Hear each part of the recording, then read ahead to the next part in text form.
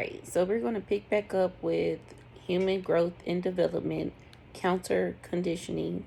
Counter conditioning is a behavioristic technique in which the goal is to weaken or eliminate a learned response by pairing it with a stronger or more desirable response. Example of counter conditioning is systematic desensitization, as well as think Pavlov and B.F. Skinner. And B.F. Skinner is operant conditioning. So counter conditioning is just that technique where you want to pair a weak, you want to pair a strong response with a weak response in order to eliminate the learned response. So counter conditioning behavioristic technique in which the goal is to weaken or eliminate a learned response by pairing it with a stronger or desirable response.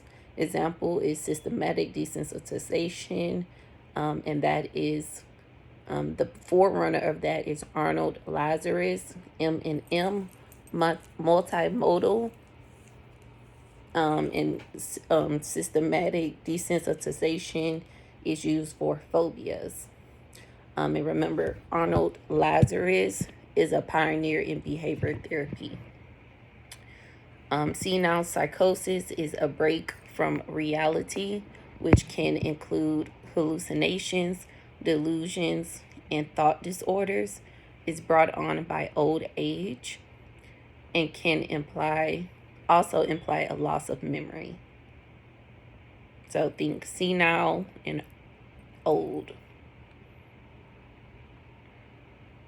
Harry Harlow, the Monkey Man. So I don't know why I think Harry Harlow, Jack Harlow. He was like, I'm not an alpha, but I'll something something. So Harry Harlow, Jack Harlow, alpha monkey. Harry Harlow is a researcher well known for his work with maternal deprivation and isolation in rhesus monkeys. So think the monkey man, maternal deprivation in monkeys. He believed that attachment was an innate or natural tendency and not one which is learned. Monkeys placed in isolation develop autistic abnormal behaviors. When these monkeys were placed in cages with normally reared or raised monkeys, some remission of the dysfunctional behavior was noted. So some of the abnormal behavior regressed. However, there were still some remnants of the autistic and abnormal behavior. He experimented with baby monkeys, and the experiment determined that the baby monkey was more likely to cling to a terry cloth surrogate mother versus a wire surrogate mother, even when the wire mothers were equipped to dispense milk. It concluded that contact comfort is important in the development of infants' attachment to his or her mother. So contact comfort. When given the choice of two cloth-covered mothers, one that provided milk and one that did not, infant monkeys chose the one that gave milk. A warm mother and a mother who rocked were superior to a cool mother or mother who did not rock. Contact was even more important than milk, and that monkeys preferred contact was more important than milk, and monkeys preferred terry cloth mothers over wireframe mothers, even when both dispensed milk. Renee Spitz, she is also important to maternal deprivation. She noted that children reared in impersonal institutions and experience maternal deprivation between the 6th and 8th months of life cried more, experienced difficulty sleeping, and had more health-related difficulties. That's also referred to as Anaclitic depression.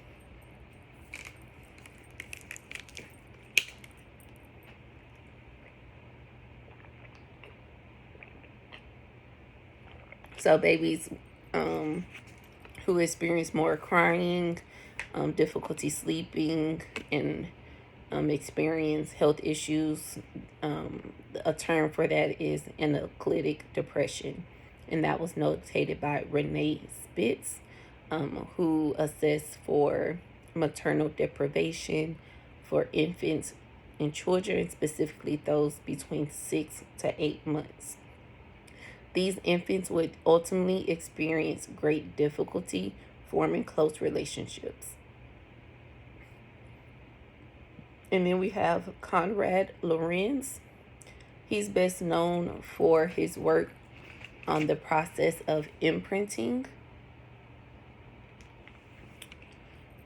Imprinting is an instinctual behavior in goslings and other animals in which the infant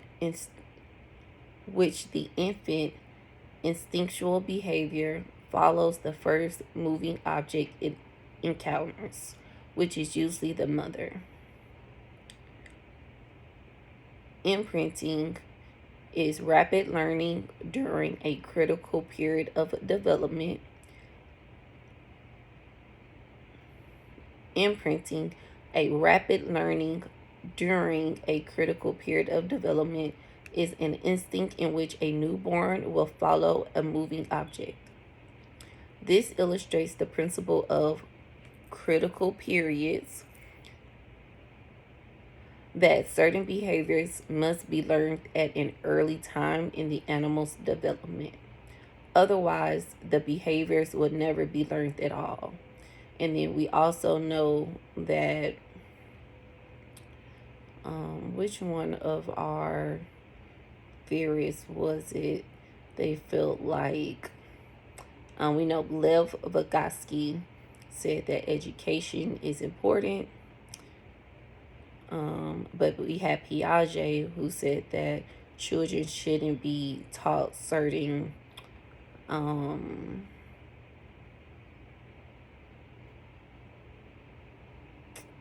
did he word it?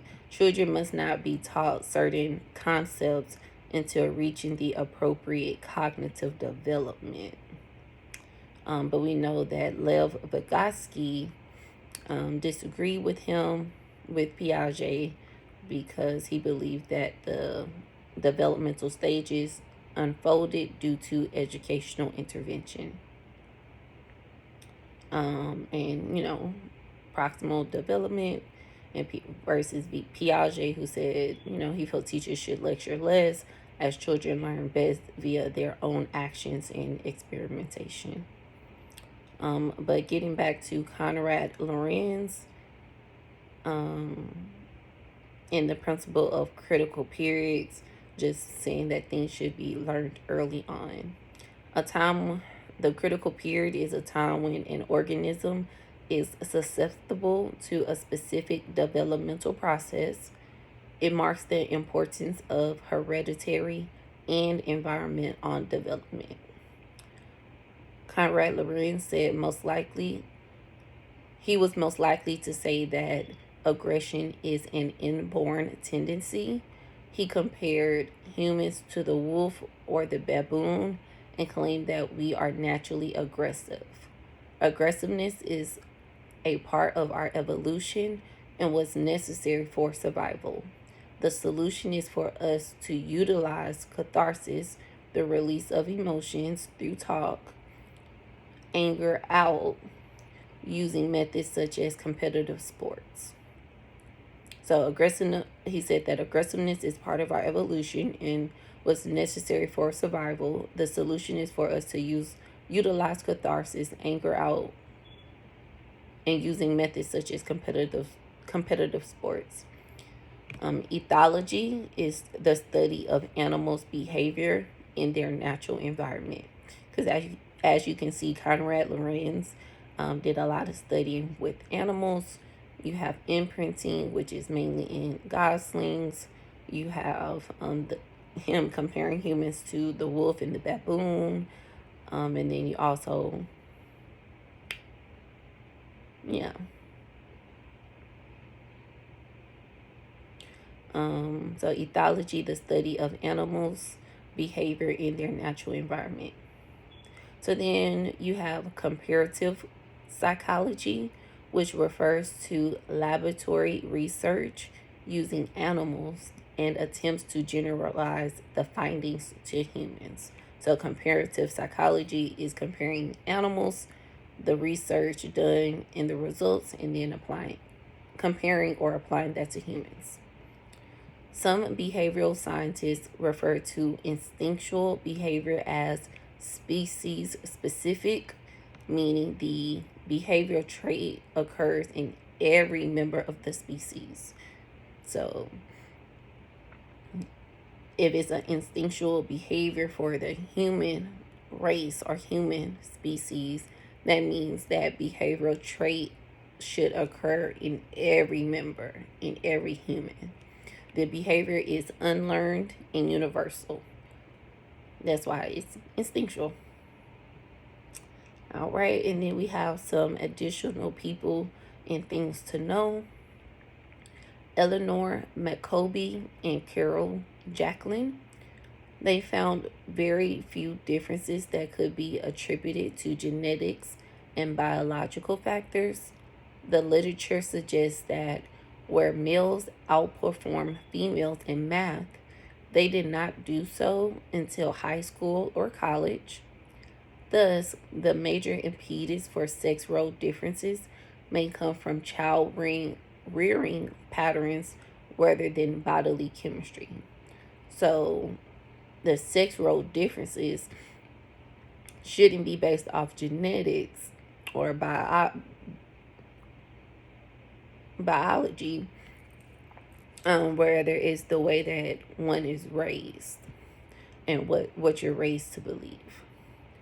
They said that males are better than females when performing math calculations, but with implications, meaning males aren't going to outperform females in math and algebra and calculations until that high school to college age. When comparing boys to girls, they said that boys are more physically active, more aggressive, have better visual perceptual skills, while girls grow up to smile more, use more feeling words by age 2, are better able to read people without verbal cues at any age, and have better verbal skills. Suicide information and facts. Males commit suicide more often than females. This applies to nearly all age brackets. Males are more successful in killing themselves because they use firearms, whereas females rely on lethal methods. Suicide is the 10th or 11th leading cause of death in the United States and the second or third leading killer of teens each year. A vast majority of those who have killed themselves have communicated the intent to do so in some manner. Suicide clients often make attempts after the depression begins to lift, because that's when they start to think about the time that they lost, things that they weren't able to do, things that they should have done, the direction of their life, and how to move forward. So the suicide clients often make attempts after the depression begins to lift. And just remember, a vast majority of those who have killed themselves have communicated the intent. They have communicated the intent to do so in some manner. Suicide rates indicates approximately 41,000 each year in the U.S., but suicidologists believe the actual number is close to 75,000. Suicide rate for African American females is 2 out of 100,000, which is the lowest of any racial gender. Overall, so black women, we commit suicide far less than anyone else. Overall, suicide rates in the U.S. in any given year is about 12 out of 100,000. Personality measures such as the MMPI 2 and the Rosh, I don't know, it's like Rorschach, Rorschach are not good predictors of suicide or attempts because they are, the MMPI is like a personality inventory, and then the Rorschach is the like ink block test. Talking about suicide does not, again, talking about suicide does not increase the likelihood of someone committing suicide. Talking in education has effectively prevented it from happening.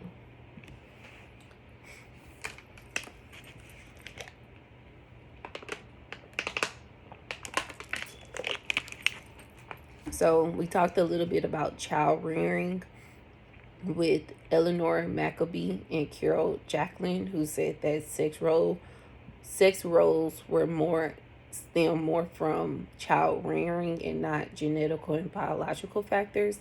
So now we're going to get into the main pioneer of child rearing, well, the main researcher of child rearing, which is Stanley Cooper Smith. Stanley Cooper Smith said that child rearing methods seem to have a tremendous impact on self-esteem. Children with high self-esteem were punished just as often as kids with low self-esteem, but the children with high self-esteem were provided with a clear understanding of what was morally right and wrong. Children with high self-esteem had more rules than the kids with low self-esteem. When the children with high self-esteem was punished, the emphasis was on the behavior being bad, not the child. Parents of children with high self-esteem were more democratic in the sense that they would listen to the child's arguments and then explain the purpose of the rules.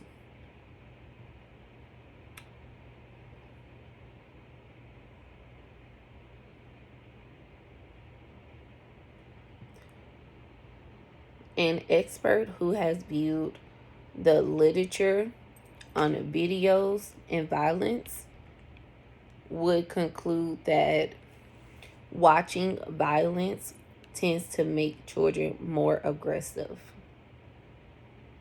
Even nursery school age children display more violent behaviors after observing violence. The more we see, hear, and read about violence, the less it bothers us. Ergo, we behave in a more violent manner because we become desensitized to it. So, developmental theorists believe in nature versus nurture, and that how much, that's basically a evaluation of how much heredity or environmental interact to influence development. So the comparison of nature versus nurture is how much heredity or environment interact to influence development. Nature is the genetic and heredity factors or makeup. Is what you're born with, such as your instincts. Nurture is the is what you learn in the environment. So instincts, think about like your hunger, Sex are species-specific innate behaviors that do not need to be practiced or learned. So we know instincts just apply to, like it said, some behavioral scientists refer to instinctual behavior as species specific, meaning the behavioral trait occurs in every member of the species. The behavior is unlearned and universal. Another way of saying that is instincts are species specific innate behaviors that do not need to be practiced or learned. You don't have to be taught to be hungry. You don't have to be taught to desire sex. Instincts are non-learned behavioral responses. Don't have to be taught. Heredity is the transmission of traits from parents to their offsprings, and one assumes the normal person has 23 pairs of chromosomes. Two assumes that heredity characteristics are transmitted by chromosomes.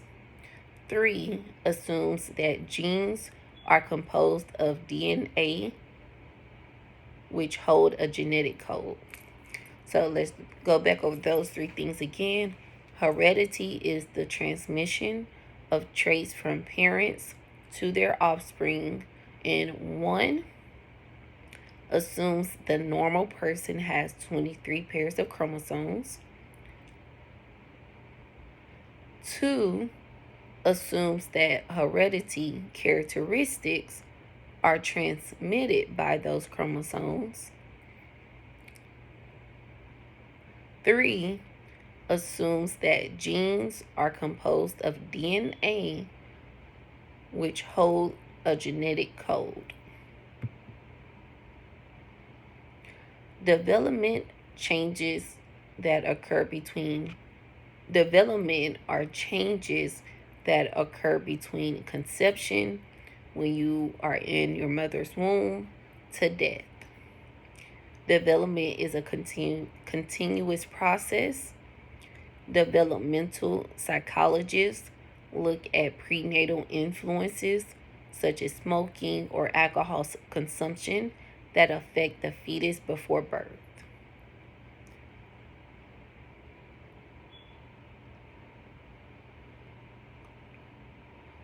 Development is cephalocaudal, cephalocaudal, cephalocaudal, meaning head to foot.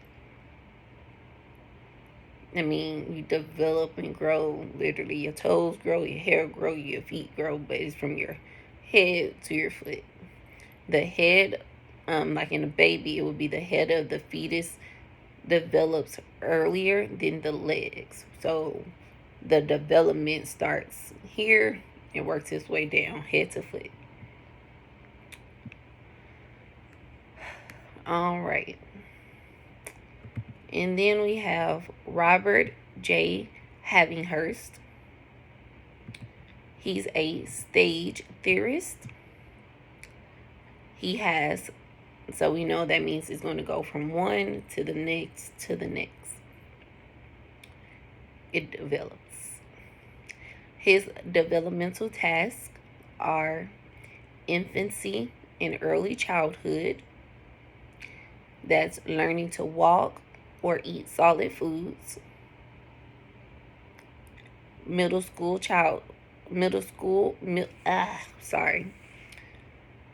So the developmental tasks for Robert J. Havinghurst, you have infancy and early childhood, which is learning to walk or eat solid foods. Middle childhood, 6 to 12 years old, which is learning to get along with peers or developing a conscience.